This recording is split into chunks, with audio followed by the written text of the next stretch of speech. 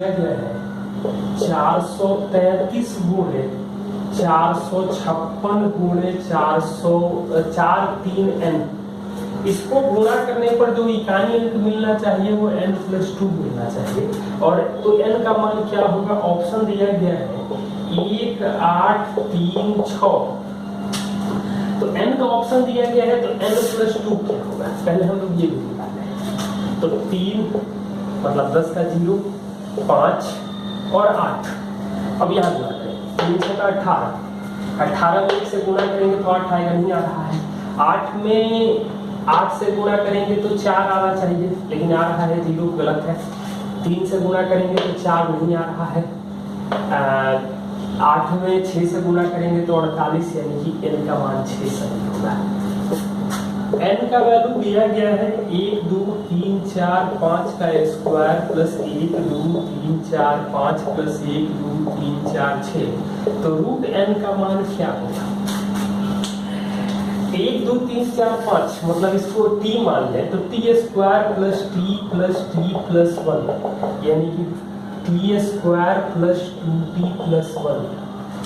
इसका वर्गमूल निकालेंगे तो t प्लस 1 यानी 1 2 3 4 5 प्लस 1 यानी 1 2 3 4 6। क्वेश्चन नंबर 3, पहला स्टेटमेंट दिया गया है 0.03 upon 0.2 plus 0.003 upon 0.02 plus 0.0003 by 0.002 plus 0.0003 upon 0.0002। इसका जो वैल्यू होगा वो 0.6 होगा। ये बताना है कि दो स्टेटमेंट दिए गए हैं और पहला सही है, दूसरा सही है या दोनों सही है। दूसरा स्टेटमेंट दिया है 0.1 का स्क्वायर, 0.01 का स्क्वायर और 0.001 का स्क्वायर। इसका वैल्यू दे रहा है 0.0101। तो पहले स्टेटमेंट के बारे में हम लोग पहले बात करेंगे। तो यहाँ दशमलव के बाद 2 अंक है, यहाँ 1 अंक है, मतलब कि 3/20 3/20 3/20 3/20। तो 3/20 4 बार जोड़ेंगे तो 12/20 यानी कि 6/10 यानी 0.6 आ रहा है, यानी पहला स्टेटमेंट सही है। दूसरा स्टेटमेंट में दशमलव के बाद 1 अंक है, इसका स्क्वायर आएगा 0.1। 2 अंक है तो दशमलव के बाद 4 अंक होना चाहिए। 3 अंक है तो दशमलव के बाद 6 अंक होना चाहिए, मतलब 5 0 और 1। इसको जोड़ेंगे तो ये मिल रहा है, बिल्कुल मिल रहा है, यानी कि पहला स्टेटमेंट भी सही है और दूसरा स्टेटमेंट भी सही है। नंबर सवाल में दिया गया है 1/0.1 का स्क्वायर, 1/0.01 का स्क्वायर, 1/0.5 का स्क्वायर और 1/0.05 का स्क्वायर। इसका मान क्या होगा? इस सवाल को हम लोग कर सकते हैं।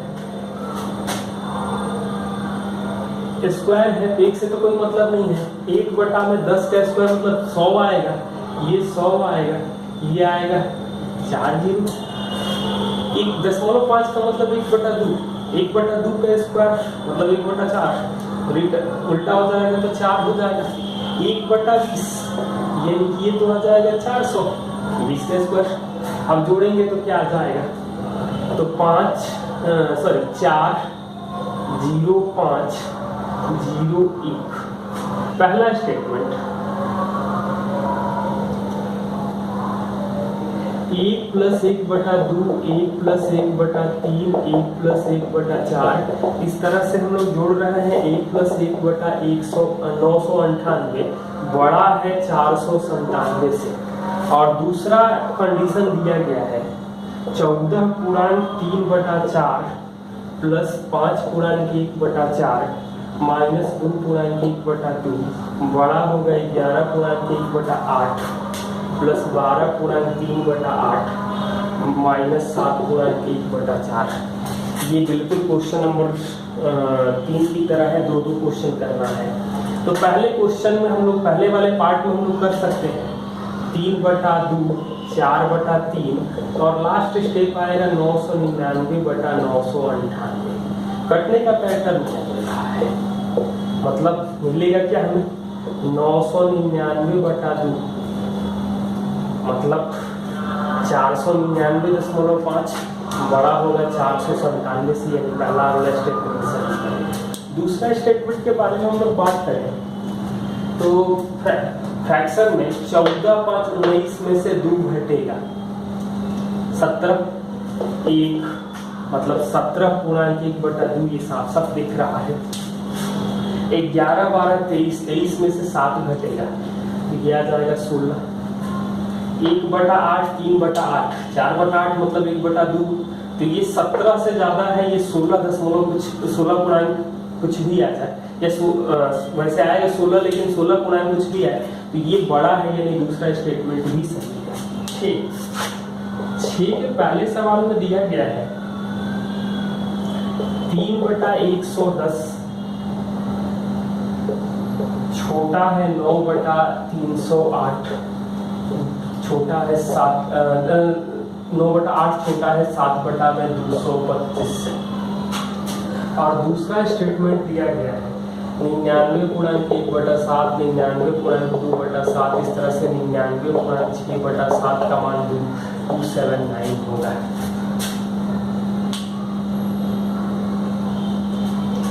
तो इस पहले हम लोग इस सवाल को देखें तो हम लोग ये करें, इसको उल्टा करें 110/3 308/9 और 225/7। पहले हम इसके बारे में देखें तो ये तो 36 से ज्यादा आएगा, 36.6 आएगा। 308 में 9 से भाग देंगे तो 34 आएगा, और 225 में भाग देंगे तो 32 कुछ आएगा। जब नंबर साफ साफ दिखाई दे रहा है तो इंटीजर में कोई प्रॉब्लम नहीं है, बहुत एक्यूरेट होता तो ज्यादा प्रॉब्लम होती है। ये साफ साफ दिख रहा है कि 36 बड़ा है 34 से और 34 बड़ा है 32 से। जब इसका रेसिप्रोकल करेंगे तो यानी कि जो स्टेटमेंट दिया गया है वो सही है। लेकिन दूसरे स्टेटमेंट में 99 6 बार जोड़ना होगा, 99 6 बार, और 1 से लेकर के 7 तक 6 तक, तो ये यही तो 600 के आसपास में हो जाएगा। और यहाँ 279 है तो बराबर होने का कोई मतलब नहीं है। वैसे हम लोग कैलकुलेट फाइनली कर लेंगे तो ये 6 × 7/2, 21 7 से भाग देंगे तो 3, और ये 600 में से 6 यानी 594 और 3 यानी 597 आएगा, जो उसके बराबर नहीं है, यानी स्टेटमेंट गलत दिया गया है। क्वेश्चन नंबर 7, fx दिया गया है 1/x - 1/x + 1। हमसे पूछा गया है f(1), f(2), f(3). इस तरह से हमें पूछा जा रहा है f(10) तक का वैल्यू क्या होगा।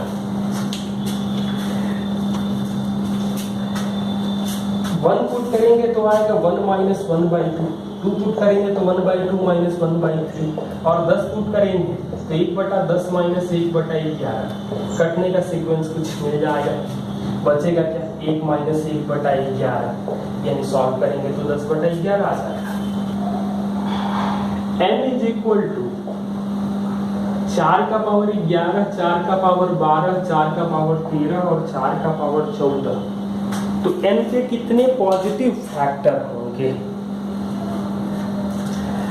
तो इसको लिख सकते हैं 4 पावर 11 कॉमन होगा तो 1 4 16 और 64, यानी इसको लिख सकते हैं 2 का पावर 22 85 होगा, 5 × 17। तो ये पूछ रहा है कितने पॉजिटिव फैक्टर होंगे। इसके लिए इसका तरीका ये है कि पावर में एक एक जोड़ करके गुणा कर देते हैं, मतलब 23 × 2 × 2, पावर में एक एक जोड़ के गुणा कर देंगे, कितने पॉजिटिव फैक्टर होंगे, यानी इसके टोटल नंबर ऑफ फैक्टर मिलेंगे वो 92 मिलेंगे। क्वेश्चन नंबर 9, n 9 पावर 9 कितने धनात्मक घनों से विभाज्य है, क्यूब से। तो इसको लिख सकते हैं 3 का पावर 18, यानी कि 3 के पावर 3 का पावर 6 कितने पॉजिटिव से क्यूब से विभाज्य है। तो इसका मतलब है कि जो वैल्यू होगा वो 0 से लेकर के हम लोग 6 तक रख सकते हैं, सारे क्यूब से डिविजिबल होगा, यानी कि ये 7 क्यूब से विभाज्य है। क्वेश्चन नंबर 3 पावर n दिया गया है 3 पावर 14 + 3 पावर 13 - 12। का सबसे बड़ा अभाज्य गुणनखंड क्या होगा? ऑप्शन दिया गया है 11, 79, 73 और 30। तो यहाँ 3 पावर 13 कॉमन करेंगे तो क्या मिलेगा? 3 पावर 13, 3 + 1 मतलब 4 -12, मतलब हम लोग लिख सकते हैं 12 कॉमन कर लें तो 3 पावर 12 - 1 मतलब 3 पावर 6 - 1 और 3 पावर 6 + 1, तो 3 पावर 6 729 होता है।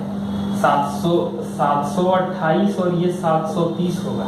730 से कटने वाला सबसे बड़ा अभाज्य नंबर संख्या 73।